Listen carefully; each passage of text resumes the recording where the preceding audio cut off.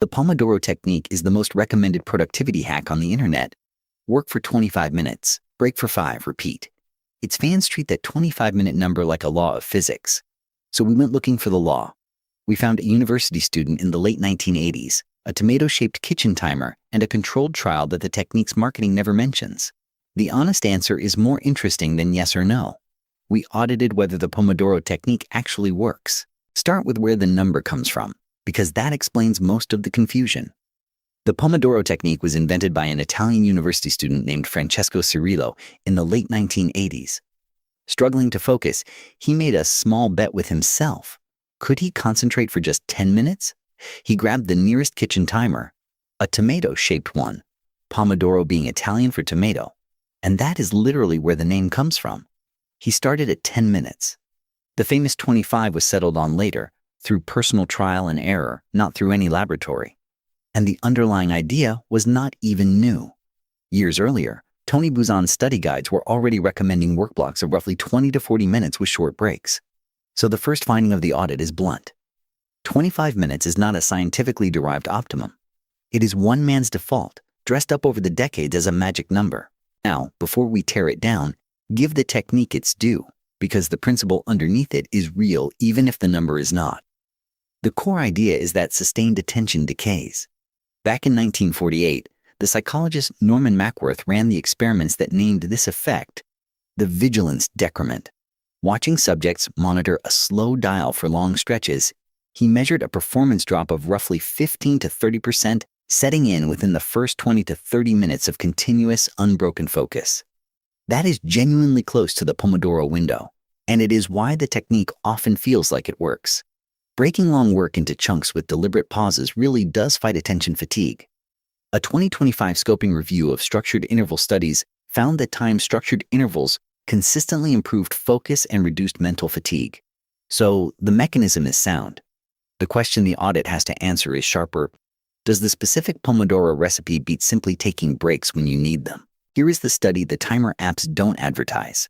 In 2025, researchers ran a controlled comparison of 94 university students split across 3 break strategies. One group used strict Pomodoro, a fixed timer dictating when to stop and start. A second used Flowtime, work until your focus naturally dips, then break. A third self-regulated entirely breaks whenever they personally judged it was time. Then they measured fatigue, motivation, flow, productivity, and task completion. The result is the quiet bombshell. On productivity, on flow, and on task completion, there was no significant difference between the 3 methods. The rigid timer produced no measurable edge over just listening to your own brain.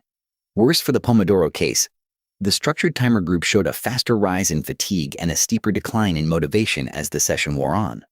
Flow, meanwhile, was low across every group, around 4 out of 7 on average, meaning none of these methods reliably produced deep absorption. That motivation finding points at the technique's deepest flaw, and it has a name in the research.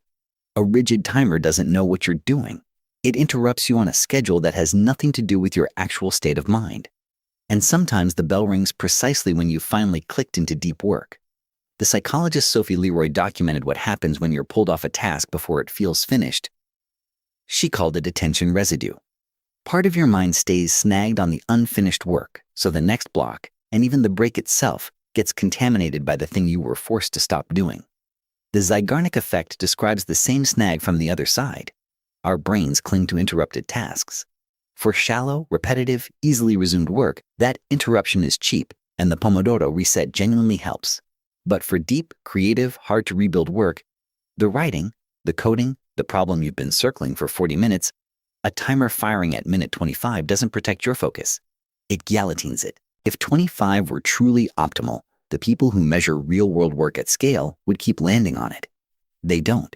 The software firm DeskTime studied the work patterns of its most productive users, not theory, actual logged behavior.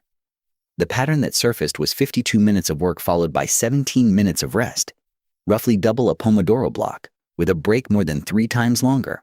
Then, a few years later, DeskTime reran the analysis on newer data, and the top performer's rhythm had drifted again to about 112 minutes of work and 26 minutes of break.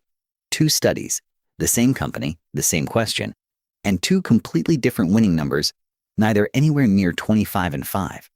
The lesson is not that 52 beats 25 or that 112 beats 52. The lesson is that there is no universal interval. The right block length depends on the task, the person, and the day. A fixed number printed on a timer app is a guess wearing a uniform. So, who is the Pomodoro technique actually for? The research draws a surprisingly clean line. It helps most the people who struggle to start and struggle to stop. If you procrastinate, the 25-minute commitment is small enough to disarm the dread. Anyone can do 25 minutes, and starting is most of the battle. If you tend to grind yourself into the ground without resting, an external timer forces the recovery you'd otherwise skip, and the evidence does favor externally cued breaks over breaks you only intend to take and never do. That is a real benefit for a real group of people. But the technique actively hurts a different group, those whose work depends on long, unbroken stretches of deep concentration, and who have no trouble immersing once they begin. For them, the timer is not a tool. It is a recurring interruption sold as discipline. The same fixed schedule that rescues the procrastinator sabotages the person already in flow. So, does the Pomodoro technique actually work? The audit lands here. The principle it rests on is real. Attention decays, and deliberate breaks fight that decay. Mackworth proved the decline, and a body of work confirms breaks restore focus. But the famous 25-minute number is arbitrary. The head-to-head trial showed it beating nothing, and a rigid timer can shred exactly the deep work state it claims to protect. The right way to use it is to throw out the dogma and keep the skeleton. Use a timer when you need a push to start or a push to stop. Treat 25 minutes as a starting guess. Then stretch the block to fit the task, short for shallow work, long for the deep stuff.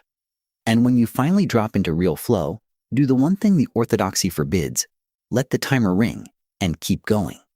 The technique is a useful crutch for the beginning and the end of focus. It was never a law of how focus works.